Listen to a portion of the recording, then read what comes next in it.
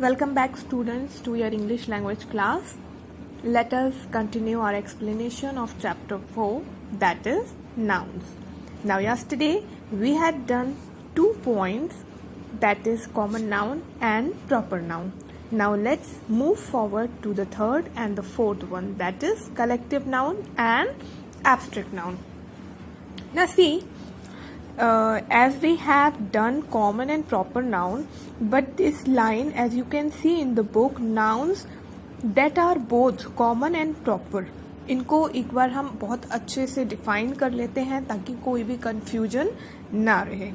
See, as you can look at the picture, sun, moon and earth.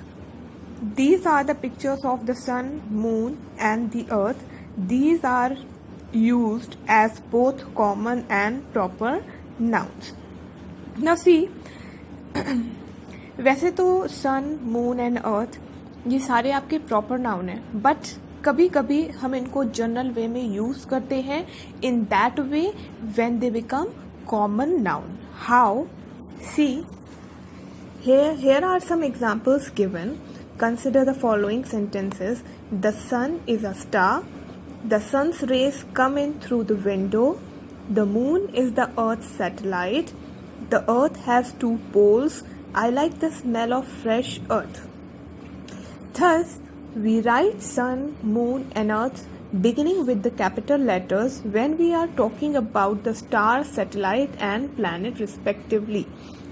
हम सन, moon, अर्थ इन सारी चीज़ों को proper noun देखते हैं तब जब हम इनका कंपैरिजन कर रहे होते हैं या हम इन रिस्पेक्टिव हम किसी भी सेंटेंस में इनके बारे में बात कर रहे होते हैं. Like earth is the only planet which has life. तो यहाँ पे हमने क्या किया, किसके बारे में बात कर रहे हैं? अर्थ के बारे में. क्या है वो? प्लैनेट है. तो here we are talking about respectively like. तो यहाँ पे earth is what? A proper noun for us. Same as it is, the sun is a star. Here also sun is a proper noun for us. But the sun's rays come in through the window. यहाँ पे sun's rays की बात हो रही है जिसको हमने general वे में बोला है कि लाइक सूरज की किरणें विंडो के ग्लास के थ्रू अंदर आती है. ठीक है. या हम डेली कहें the sun rises in the morning and sets in the evening. तो ये दोनों सेंटेंसेस में भी हमने सन को बात की, सन के बारे में बात की, यूज किया, but as a common noun, not as a proper noun. See, these are used as common nouns when they are being referred to in general and not the planets, stars or satellites. जब हम general वे में इनकी बात कर रहे होते हैं तो हम इनको कॉमन नाउन लेते हैं. Otherwise when we are talking like earth is the only planet to have life और the sun is a star and likewise the moon is the only earth satellite. So here we are using as proper noun. Otherwise when we are talking in a general way, so we are taking it as a common noun. Now coming to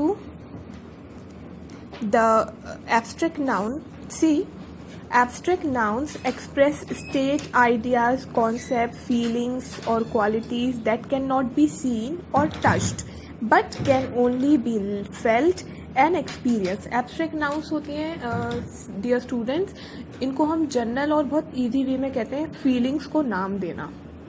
like what we feel और whatever the quality we have, उसको हम, अब qualities हैं किसी के अंदर या आपके अंदर कुछ अच्छी क्वालिटीज़ हैं, बुरी क्वालिटीज़ हैं, आप जो भी फील कर रहे हो, you can not touch it. आप टच नहीं कर सकते उसको, आप देख नहीं सकते, you can only feel it. And as you know that feelings और the qualities can only be felt. आप सिर्फ उसको फील कर सकते हो. Okay, so like for example generally हम डेली यूज में अपने डेली लाइफ में काफ़ी सारी चीज़ें ऐसे बोलते हैं जो कि एब्स्ट्रैक्ट नाउन ही होती हैं, but we did not give that much attention. See, if we say he is a brave boy, okay, या the girl has shown bravery, तो ये आपका क्या हो गया? that is your abstract noun, but हमें इतना पता नहीं लगता है. so here they have given 3 types like state, qualities and feelings. Consciousness means होश रहना, hope उम्मीद, humor means comic, insanity, यहाँ पे insanity और sanity दोनों का अपोजिट मीनिंग रहता है. सी insane वर्ड से बना है insanity. insane का मतलब होता है becoming mad, मतलब इतना ज़्यादा बैलेंस नहीं होना मेंटली. एंड सैनिटी का मतलब होता है बैलेंस होना and to be very normal. Then maturity, childhood, manhood and womanhood. Coming to the qualities. अब कैसी क्वालिटीज हो सकती हैं किसके बारे में हम बात करते हैं, like beauty, bravery, calm, charity, confidence, courage, curiosity, dedication, determination, elegance, enthusiasm, evil, fear, generosity, patience, perseverance, goodness, honesty, humility, integrity, intelligence, wisdom, wit. And last is feelings like hatred, love, honor, jealousy, kindness, loyalty, etc. So these are the things which we call abstract noun. इनको हम generally बहुत सारे sentences में frame कर सकते हैं, like my mother is really beautiful and the girl was very curious, और my brother is really generous. तो ये सारी चीज़ें यहाँ पे हम abstract noun की ही बात कर रहे हैं, abstract qualities की ही बात कर रहे हैं, which we are expressing into ourselves.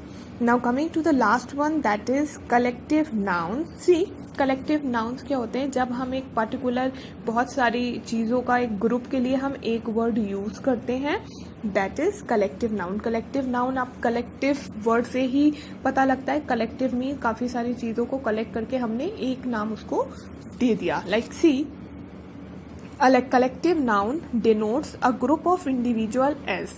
अब किसी जैसे कि बहुत सारे लोगों के ग्रुप को हम जहाँ पे लोग होते हैं हम कहते हैं, तो हम सबको रिफर कैसे करते हैं, there are so many people outside. अब पीपल क्या है, this is also a collective word we use for human beings more than 2, 3, 4, 5 etcetera.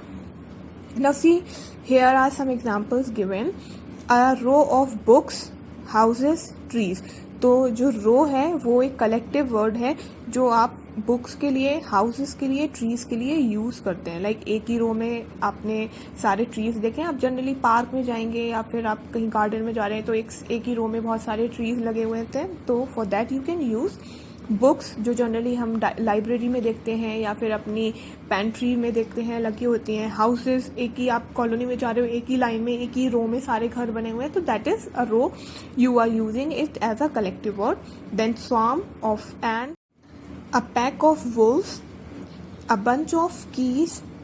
Here bunch is a collective word which is used for keys also, flowers also, grapes also and bananas also. Then a flight of stairs, a clump of trees, जहाँ पे बहुत सारे trees आसपास एक group में होते हैं उनको हम क्लम्प ऑफ ट्रीज बोलते हैं. एंड एंथोलॉजी ऑफ स्टोरीज और पोएम मीन्स रिकॉर्ड और बहुत सारा कलेक्शन होना बुक्स का, उसको हम बोलते हैं स्टोरी बुक्स का या पोएम्स का या कोई भी नॉवेल का कलेक्शन होना, उसको हम बोलते हैं anthology.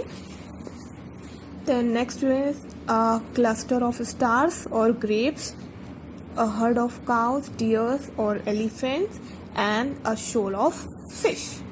So these are the words which we use in place of naming them.